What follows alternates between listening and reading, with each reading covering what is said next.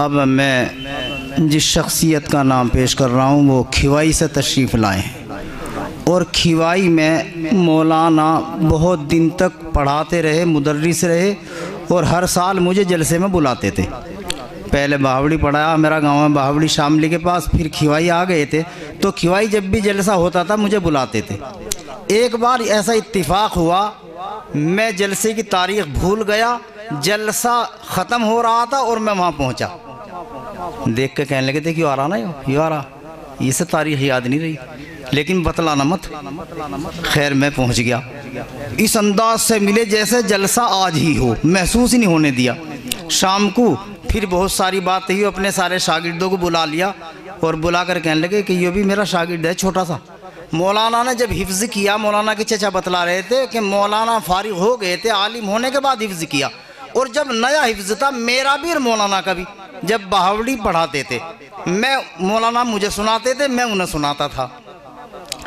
تو اس روز کھوائی میں سارے شاگردوں کو جمع کر لیا اور مجھ سے کہنے لگے کہ بوستا کے اندر جب اس طرح کھولتے ہیں تو ادھر کا جو صفحہ ہے اس کے سب سے اوپرلے شعر میں لفظ کرما 2 مرتبہ آیا، کیا معنی اس کے؟ کتاب نہیں کہ ایسے کھولتے ہیں بوستا کو، اس صفحے پہ بائیں صفحے پہ سب سے اوپر جو شعر ہے اس میں 2 مرتبہ لفظ کرما آیا، کیا معنی اس کے؟ میں نے کہا جی ایک جگہ کرما کے معنی کیڑے ہیں اور ایک جگہ کرما کے معنی شہر ہے۔ تما کر دبودم کے کرما خورم کہ ناگہ بخوردند کرما سرم، بڑے خوش ہوئے اور بڑا فخر کرنے لگے، ایسا مزاج تھا۔ پھر پوچھنے لگے اب بھی یاد ہے قرآن یا بھول گئے؟ میں کہا جی نہیں الحمدللہ، کہ سناؤں؟ فلا پارا سناؤ۔ میں وہ پارا پڑھا تو ایک دم کوئی شخص کھوائی میں سے اتنے بڑے برتن میں بھنی ہوئی مچھلی لے کر آیا، بڑے خوش ہوئے کہ دیکھ لو قرآن کی برکت ہے، یہ قرآن کی برکت ہے، ایسا عجیب ان کا انداز تھا۔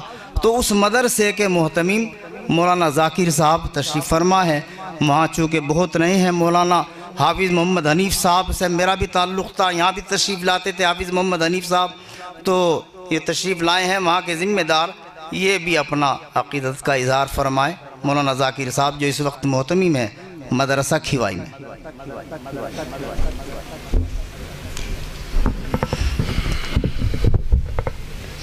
نحمدہ ونصلی علی رسولہ الکریم، اما بعد، فاعوذ باللہ من الشیطان الرجیم، بسم اللہ الرحمن الرحیم، کل نفس ذائقۃ الموت۔ حضرات علماء کرام، اسٹیج پر جلوہ افروز بزرگان دین، حضرت کے صاحبزادگان اور ذی وقار سامعین، جیسا کہ ابھی تعارف کرایا گیا ہے،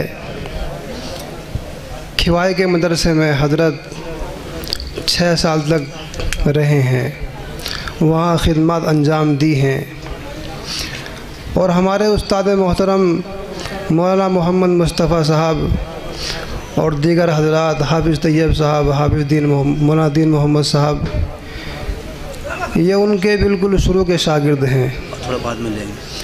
اس زمانے میں مدرسے کے محتمیم منشی محمد علی محمد صاحب رحمۃ اللہ علیہ تھے۔ ہمارے والد صاحب رحمہ اللہ مدرسے میں پڑھایا کرتے تھے، درجہ حفظ کے استاد تھے۔ ہمارے والد صاحب رحمہ اللہ سے حضرت کو بہت خاص تعلق اور محبت تھی۔ ان کے انتقال کے بعد بھی حضرت مسلسل جایا کرتے تھے، سارے گاؤں کے لوگ ان سے بہت محبت اور پیار کرتے تھے۔ حضرت کے بہت سے شاگرد وہاں آج بھی موجود ہیں اور دیگر علاقوں میں موجود ہیں۔ حضرت کا مزاج انتہائی سادہ تھا، اور خاص بات یہ ہے کہ علم سے انہیں بہت محبت تھی۔ ایک مرتبہ ہمارے استاد محترم مولانا محمد مصطفیٰ صاحب ہمیں قافیہ کا سبق پڑھا رہے تھے، حضرت فوراً چلے گئے، تشریف لے گئے۔ ان سے فرمایا کہ مصطفیٰ تم فلاں کام کرنے کے لیے چلے جاؤ، انہیں سبق میں پڑھاتا ہوں، اور اس بہانے سے ہم میں آپس میں استاد شاگردی کا تعلق بھی پورا ہو جائے گا۔ تو حضرت نے ہمیں سبق بھی پڑھایا اور بہت ساری ایسی قیمتی باتیں بتلائی جو پوری کتاب میں بعض مرتبہ استاد ان کو اپنے ذہن میں نہیں لا پاتا۔ حضرت کے اندر اللہ رب العزت نے بہت ساری صفات رکھی تھی، دل کے اعتبار سے بہت متقی و پرہیزگار بھی تھے۔ مولانا مسیح اللہ خان صاحب رحمۃ اللہ علیہ سے خاص لگاؤ تھا۔ 2003 کے اندر جب ہم دارالعلوم سے فارغ ہو کر آئے تو یہ ہمارے والد صاحب رحمہ اللہ کے بعد تشریف لے گئے اور یہ کہا کہ میرا دل چاہتا ہے کہ ذاکر کو افتاح کرائیں، اور افتاح وہاں سے کرائیں گے مفتاح العلوم جلال آباد سے۔ والد صاحب نے فرمایا کہ میری طبیعت بھی ٹھیک نہیں رہتی، بہتر یہ ہے کہ اسے رہنے دیا جائے۔ فرمایا کہ نہیں، میں ساتھ لے کر جاؤں گا، بھائی جان سے میرے خاص تعلقات ہیں، اگر انہوں نے اس کا داخلہ نہیں کیا تو میں ان سے کہہ دوں گا کہ آئندہ ہمارے تعلقات بالکل ختم ہو جائیں گے۔ تو ان کا بہت عجیب مزاج تھا۔